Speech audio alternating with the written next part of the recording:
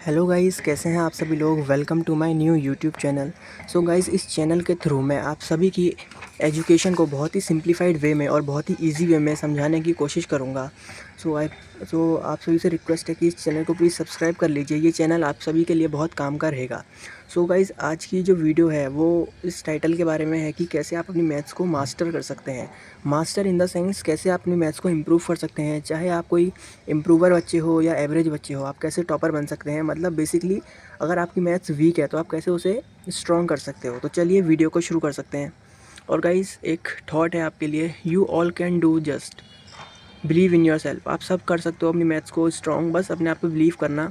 थोड़ा टाइम लगेगा लेकिन आप सभी की मैथ्स स्ट्रॉन्ग हो जाएगी। तो चलिए वीडियो को शुरू करते हैं। तो गाइस, जब मैं क्लास 10th में था ना, तो मेरी भी मैथ्स बहुत ज़्यादा वीक होती थी। तो मैंने क्या करा था, मैंने एक छोटी सी नोटबुक बना ली थी, देख सकते हो आप ये।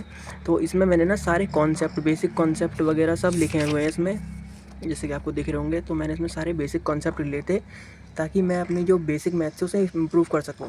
और गाइस चलो, मैथ्स को इम्प्रूव करने के ना बहुत सारे रीज़न, मतलब मैथ्स वीक होने के ना बहुत सारे रीज़न होते हैं। पहला रीज़न ये होता है कि अगर आपके मैथ्स का बेसिक कॉन्सेप्ट क्लियर नहीं है, आपके बेसिक क्लियर नहीं है। दूसरा रीज़न ये होता है कि आपकी कैलकुलेशन फास्ट नहीं है ना। कैलकुलेशन करते टाइम आप बहुत स्लो जाते हो, जिससे कि आपको क्वेश्चन करने में बहुत डिफ़िकल्टी होती है। तो आज की इस वाली वीडियो में आपको तीनों चीज़ों का रीज़न बताऊंगा और कैसे आप इन चीज़ों को इम्प्रूव कर सकते हो। तो पहले बेसिक कॉन्सेप्ट में चलते हैं। बेसिक क्या क्या होते हैं जो जो हमारी क्लासेस में यूज़ होते हैं। तो यही होते हैं कि देखो, एक होता है आपका इंटीजर्स, वो साइन वगैरह। तो साइन वगैरह चेंज करने में मेरे को बहुत ज़्यादा डिफ़िकल्टी होती थी। दूसरा होता है कि देख सकते हो, आप, मैं दिखा देता हूँ आपको, ये डेसिमल वगैरह। डेसिमल कैसे करते हैं, जब भी डेसिमल का क्वेश्चन आता था मेरे से सॉल्व ही नहीं होता था, बहुत डिफ़िकल्टी होती थी। जैसे मल्टीप्लिकेशन में है कि कब डेसिमल कौन सी वैल्यू पे पुट करना है, ये समझ ही नहीं आता था। दूसरा आता है आपको ये एंगल्स वगैरह। जब भी ट्राइंगल का चैप्टर होता था उसमें समझ ही नहीं आता था कि कौन सा एंगल 180 होता है, कौन सा एंगल 360 होता है ना। तो ये सारे बेसिक कॉन्सेप्ट हैं, ये आपको आने ही चाहिए, तभी आपकी मैथ जो है इम्प्रूव हो पाएगी। तो आज मैं आपको सभी कुछ बताऊँगा। तो सबसे पहले बात करते हैं कि अपने साइन रूल में। तो साइन रूल में पहले आता है एडिशन एंड सब्ट्रैक्शन।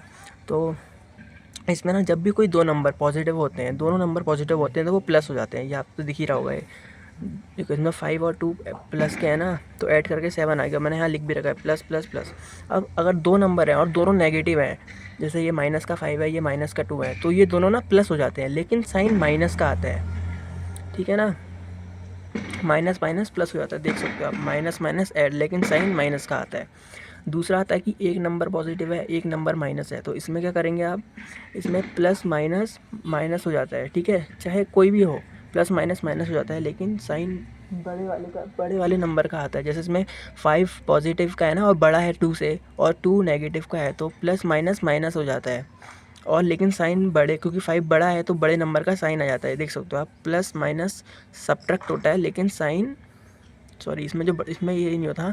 जो बड़े नंबर होता है ना उसका साइन आता है, चाहे वो बड़ा नंबर माइनस का हो या पॉजिटिव का हो। वही चीज़ इसमें भी है, वही चीज़ हो रही है इसमें भी, प्लस माइनस माइनस हो रहा है, लेकिन उसमें 5 पॉजिटिव का था, इसमें 5 नेगेटिव का है, तो माइनस, सॉरी, क्योंकि साइन जो है वो माइनस का आ गया है। ठीक है, ये तो हो गया आपका एडिशन एंड सब्ट्रैक्शन।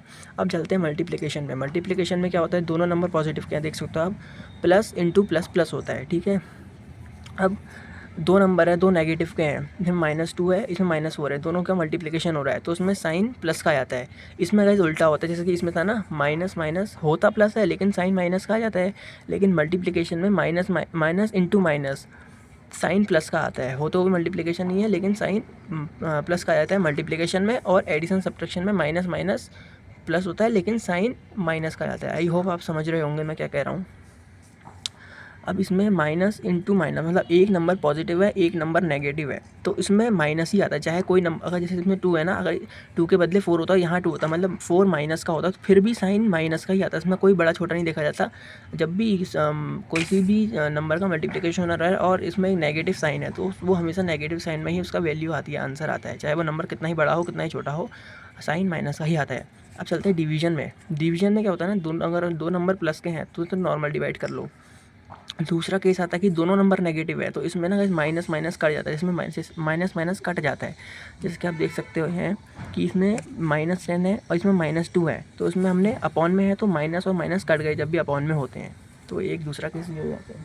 तीसरा केस ये है, एक प्लस का है एक माइनस का है, तो इसमें साइन आपका जो है माइनस का ही आता है, चाहे ये नंबर बड़ा हो या छोटा हो। जैसे अगर यहाँ -10 है ना, अगर -2 होता ऊपर तो फिर भी डिवाइड होकर 5 ही आता, लेकिन -2 का ही लग जाता है। इसमें भी मल्टीप्लिकेशन की तरह ही है कि चाहे कोई नंबर बड़ा हो छोटा हो, साइन माइनस का ही आता है। तो गाइस ये आपका इंटीजर्स का बेसिक है, इसका आप स्क्रीनशॉट ले लें। अगर आपको मेरा कहा समझ नहीं आया तो आप इसको देख के भी समझ सकते हैं। वैसे बहुत सिंप्लीफाइड वे में लिखा है मैंने इसका, एक बार आप स्क्रीनशॉट ले लो, आपको समझ में आ जाएगा। तो अब चलते हैं नेक्स्ट टॉपिक में। नेक्स्ट टॉपिक है हमारा डेसिमल। ये सबसे ख़तरनाक टॉपिक था गाइस, मतलब मेरे लिए तो बहुत ज़्यादा डिफ़िकल्ट था ये टॉपिक, मेरे को समझ ही नहीं आता था।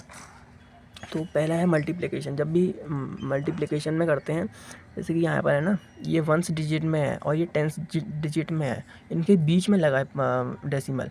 तो जैसे हमने इसकी मल्टीप्लाई करी 5 से, तो 1.5 आ रहा है। तो जब भी ऐसा होता है ना कि ये 1 डिजिट में है, ये 10 डिजिट में है, तो हम एक डेसिमल खिसका देते हैं। तो जब ये डेसिमल खिसका तो ये 5 अंदर आ जाता है, और एक डेसिमल होता है तो कोई उसकी वैल्यू नहीं होती, उसे हम हटा देते हैं, है ना। तो आई होप आप समझ रहे होगे क्या कहना चाह रहा हूँ मैं, ठीक है। तो अगर एक डेसिमल है तो उसको हटा दो, उससे कोई फ़र्क नहीं पड़ता है।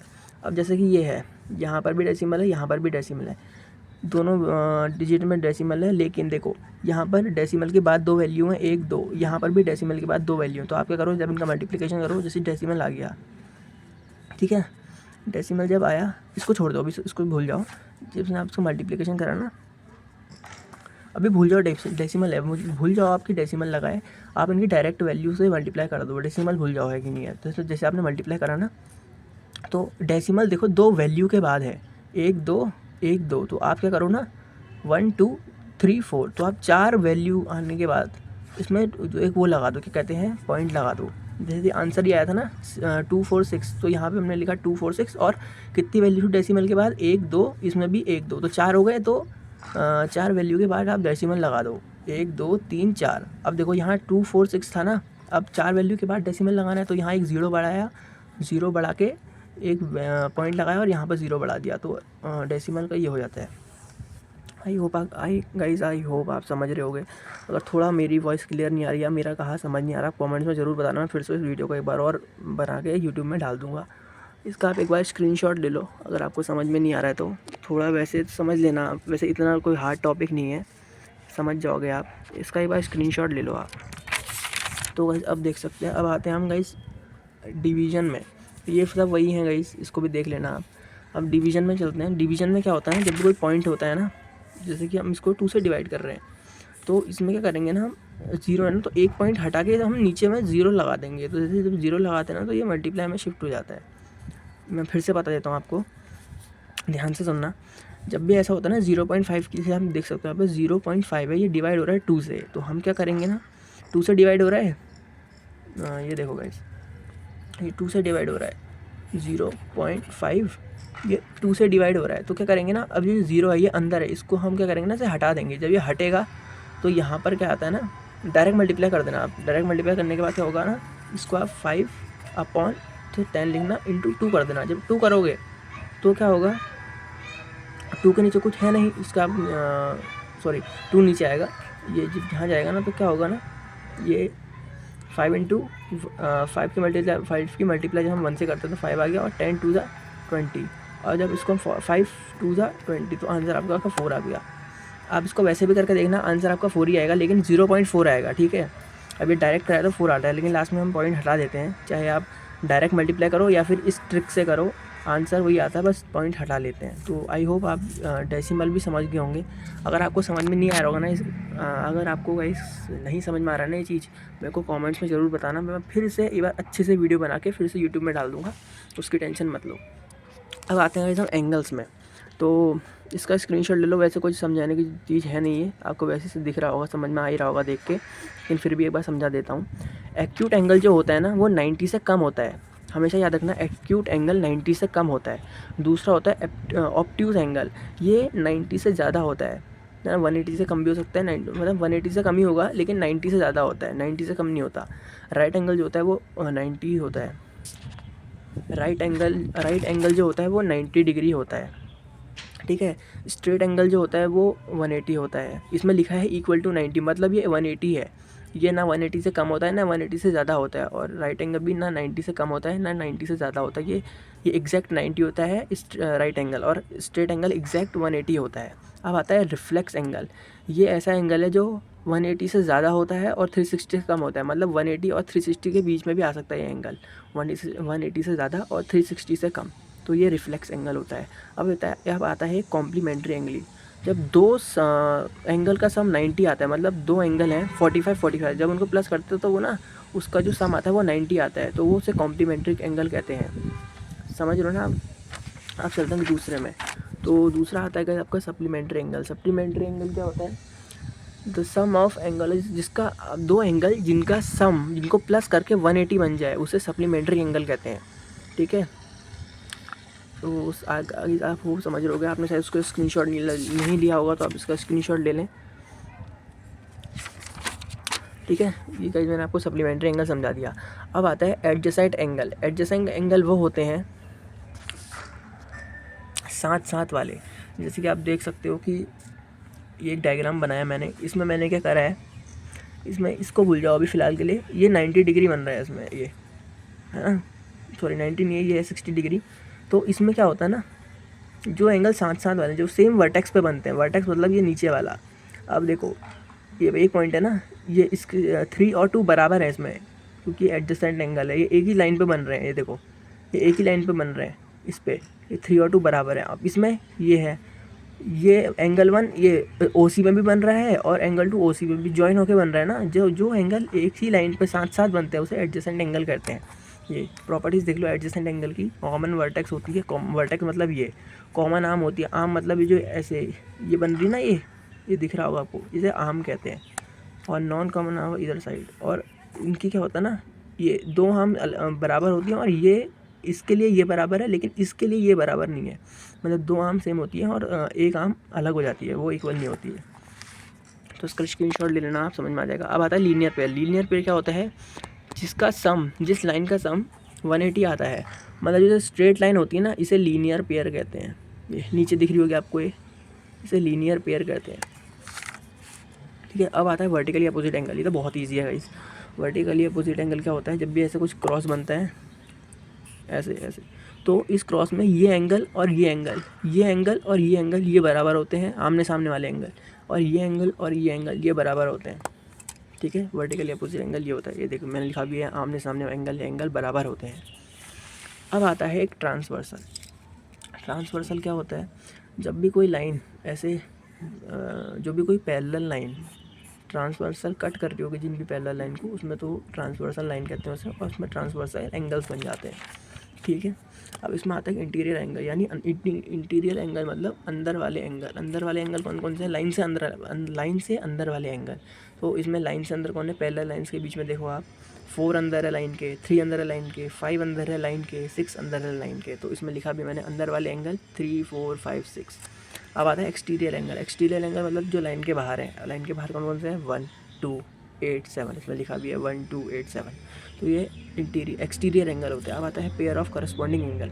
अब करस्पॉन्डिंग एंगल क्या होता है? जो सामने साइड, जो सेम साइड में होते हैं और सेम पोजीशन पर हो। जैसे कि इसमें देखो आप 2 और ये 6 एक लाइन के बाहर है और एक लाइन के अंदर है, तो ये करस्पॉन्डिंग एंगल हो जाते हैं। अब ठीक है, इसमें 1 और 8 इसमें 1 और 5 करस्पॉन्डिंग एंगल है, ये देख सकते हो आप, 2 और 6। अब इसमें एक लाइन के अंदर है, एक लाइन के बाहर है, मतलब सिंपल ये समझ लो, एक एंगल लाइन के बाहर होता है, एक लाइन के अंदर, एक एंगल लाइन के अंदर होता है, उसे हम करस्पॉन्डिंग एंगल कहते हैं। यही मैंने लिखा है यहाँ पर, देखो 2 बराबर है 6 के। 2 कहाँ है? ऊपर है, मतलब लाइन के बाहर है, और 6 का है लाइन के अंदर है, तो ये दोनों बराबर है। 3 कहाँ है? 3 लाइन के अंदर है, 7 कहाँ है? लाइन के बाहर है, तो ये करस्पॉन्डिंग एंगल है, ये तो बराबर है, ठीक है गाइस। आई हो आप समझ रहे होंगे। अब आता है alternate interior angle. Alternate interior angle क्या होता है? जब भी कोई ऐसा जेड बनता है ना गाइस, तो इसमें ये एंगल इस एंगल के बराबर होता है। क्यों? ये इंटीरियर है, ये ऑल्टरनेट एंगल है, मतलब एक ही लाइन पे जो एंगल यहाँ बन रहा है और एक ही लाइन पे जो एंगल यहाँ बन रहा है, इसे हम ऑल्टरनेट इंटीरियर एंगल कहते हैं, ठीक है। वही चीज़ यहाँ लिखिए, मतलब जेड बनता है, ये एंगल इसके बराबर होता है। इसे फिर से ध्यान से देखो आप, फिर समझ में आएगा। ऐसा अभी जेड बना है ना, तो ये वाला एंगल, जो एंगल यहाँ पर बन रहा है, ये एंगल ये अंदर वाले एंगल के बराबर हो जाता है। इसे हम ऑल्टरनेट एंगल कहते हैं, ठीक है गाइस।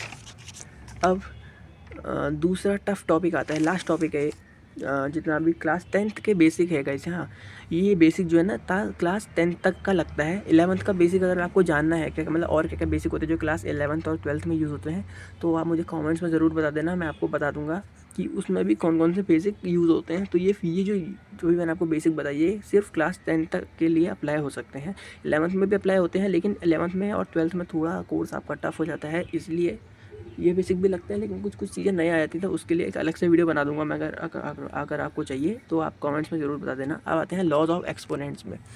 इसमें क्या होता है ना, जब भी पावर वाला होते हैं, इसमें अगर बेस सेम है, मतलब base same in the sense, जैसे फॉर एग्जांपल जैसे इसमें भी 5 है, इसमें भी 5 है, और इनकी पावर अलग अलग है, ये आप देख सकते हो ना। पहला लॉ होता है AM/AN, मतलब क्या होगा, अगर बेस सेम है, मतलब यहाँ भी 5 है, यहाँ भी 5 है, लेकिन इनकी पावर अलग अलग है। इसमें 1 की पावर 2 है, इसमें 5 की पावर 4 है, तो इसमें क्या होता है, अगर बेस सेम है तो पावर प्लस हो जाती है। तो 5 एज इट इज़ आगे को कॉमन निकाल लिया और पावर ऐड हो गई, मतलब 2 + 4, तो ये 6 हो गया, 5 और 6, ठीक है। दूसरा क्या आता है, जब भी बेस सेम होते हैं और लेकिन और उनकी अगर बेस सेम है और पावर डिवाइड में है, तो पावर माइनस हो जाती है। देख सकते हो, बेस सेम है, यहाँ भी 6 है, यहाँ भी 6 है, लेकिन पावर अलग अलग है। एक 6 की पावर 5 है, एक 6 की पावर 2 है, और ये डिवाइड में है तो 6 कॉमन निकाला, और जो डिवाइड में होते हैं तो उसमें क्या कहते हैं, पावर माइनस हो जाती है। अगर देखो फिर से समझना, अगर इसमें जब बेस सेम है ना और मल्टीप्लिकेशन में और पावर अलग अलग है तो उसमें प्लस कर लेते हैं। अगर डिवाइड में है और बेस सेम है और पावर अलग अलग है तो हम उसमें माइनस कर लेते हैं। दूसरा आता है कि किसी बेस है, कोई बेस है, कोई भी नंबर, कोई बेस है, कह रहा हूँ, कोई नंबर है, उसकी कोई पावर है और उस पावर की भी कोई पावर है। जैसे कि यहाँ देखो, इसमें 2 है ना, 2 एक नंबर है, 2 की पावर 3 है, और इसमें 3 की पावर भी 4 है, तो इसमें पावर मल्टीप्लाई हो जाती है, ठीक है। तो देखो आप 2 3 × 4, तो क्या आ गया, 4 × 3 12 होता है, तो 2 की पावर 12 आ गई, ठीक है। अब चौथा रूल आता है कि अगर बेस अलग अलग हैं और पावर सेम, अभी तक हम क्या पढ़ रहे थे कि बेस सेम है, पावर अलग अलग है। अब क्या पढ़ेंगे कि बेस अलग अलग है लेकिन पावर सेम है, तो बेस मल्टीप्लाई हो जाते हैं और power as it is as से लिख देते हैं। इसमें बेस मल्टीप्लाई हो जाते हैं और पावर एज इट इज़ रहती है। दूसरा रीज़न आता है कि बेस अलग अलग है, पावर सेम है और डिवाइड में है। देखो कहीं सेम ही है, उसमें क्या हो रहा था, उसमें बेस सेम थे, इसमें और पावर सेम थी। इसमें क्या है, इसमें बेस अलग अलग है, इसमें पावर सेम है, तो वैसे ही है, ज़्यादा उतना टफ नहीं है, खाली समझने पर होता है इंसान के। अगर समझ में आए तो बहुत ईजी हो जाती है चीज़ें, मैथ्स तो कोई टफ नहीं है ना। तो देखो इसमें क्या है, इसमें बेस अलग अलग है लेकिन पावर सेम है और डिवाइड में है, तो उसमें क्या करेंगे, हम पावर को डिवाइड कर देते हैं। जब डिवाइड करते हैं, मतलब पावर अपॉन में आ जाएगी, डिवाइड करेंगे और पावर सेम आ जाती है, ठीक है। बेस डिवाइड में होता है, पावर वही आ जाती है। अब लास्ट एक रूल होता है, अगर ए की पावर कुछ नहीं है, 0 है, तो उसको हम ए कंसीडर करते हैं, ए मान लेते हैं, ठीक है ना गाइस। जब भी कोई भी नंबर है उसकी पावर 0 है, मतलब पावर 0 नहीं है, पावर 1 है, ठीक है। देख सकते हो इसमें फिर से 5 लिखा है ना, 5 की पावर 0 है, और 5 की पावर 0 है, तो लेकिन 5 की पावर 0 है, तो उस पावर को हम 1 मानते हैं, ना कि 0, ठीक है। तो ये तो हो गया गाइस आपके बेसिक कॉन्सेप्ट, ठीक है। आई होप आपको समझ में आ गया होगा। सो गाइस अब बात करते हैं कि आप अपनी कैलकुलेशन को कैसे इम्प्रूव कर सकते हैं।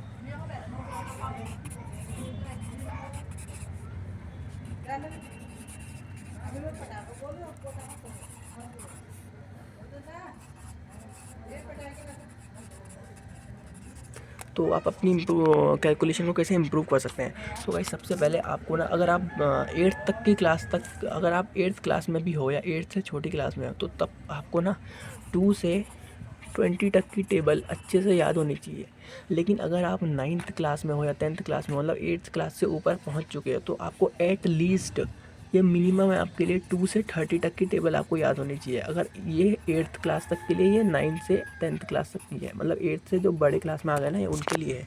क्योंकि 8th में क्या होता है ना, उतनी ज़्यादा टिपिकल कैलकुलेशन नहीं आती है।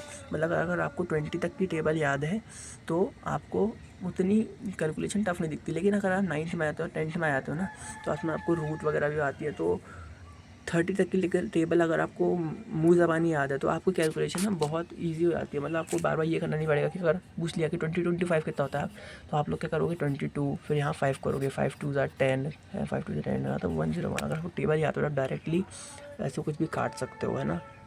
तो आपको फर्स्ट ऑफ ऑल ये टेबल याद होनी चाहिए, ठीक है। टेबल याद होने के बाद आपको स्क्वायर रूट याद करने हैं। स्क्वायर रूट कितने याद करने हैं 1 से लेकर 30 तक। ये आपको आप किसी भी क्लास में हो, वैसे तो 8 तक उतना है नहीं, छोटे मोटे ही हैं।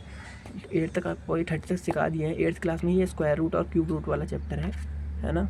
8th में ये शुरू हुआ है, लेकिन अगर हाँ 9th और 10th में तो आपको ये याद होना चाहिए आपके स्क्वायर रूट और क्यूब रूट भी याद करने हैं आपको, ठीक है। तो ये भी आपको याद होना चाहिए। ये इतनी हेल्प करेंगे ना आपकी कैलकुलेशन को इम्प्रूव करने में। मतलब आपकी ये इम्प्रूव क्या होगी, मतलब आपकी कैलकुलेशन बहुत ज़्यादा फास्ट हो जाएगी। अगर आपको एक क्वेश्चन करने में एटलीस्ट 2 से 3 मिनट लगते हैं तो आपको शायद 1 या हाँ कुछ सेकंड ही लगेंगे अपनी कैलकुलेशन, मतलब आपकी इक्वेशन या फिर कोई भी क्वेश्चन को सॉल्व करने में। तो ये आप कर सकते हो अपनी कैलकुलेशन को इम्प्रूव करने के लिए, है ना। तो गाइस आई होप आपको ये वीडियो समझ में आई होगी। और जो आपको मैंने जितना भी समझाया है ना गाइस, इसकी अगर आप प्रैक्टिस नहीं करोगे तो आप भूल जाओगे। मैथ्स जो है कोई रटने वाला सब्जेक्ट तो है नहीं। आपको इन सब चीज़ों की जो भी मैंने आपको अभी तक ये बेसिक समझाया ना गाइस, ये देख सकते हो, ये इंटीजर, साइन रूल, इनकी क्वेश्चन की प्रैक्टिस करना, तभी आपको एक क्लियर होंगे। इसका एक बार स्क्रीनशॉट ले लो अगर आपने नहीं लिए हैं तो। इनको पढ़ना और मेरी वीडियो देखना, पहले मेरी वीडियो देखना फिर इन चीज़ को समझना, आपको ईजिली समझ में आ जाएगा। और इन क्वेश्चन की प्रैक्टिस करना, ठीक है। स्क्रीनशॉट ले लो इन सबका, इन क्वेश्चन की प्रैक्टिस करना, तभी आपको ये समझ में आएंगे, वरना आप भूल जाओगे एक ही दिन में।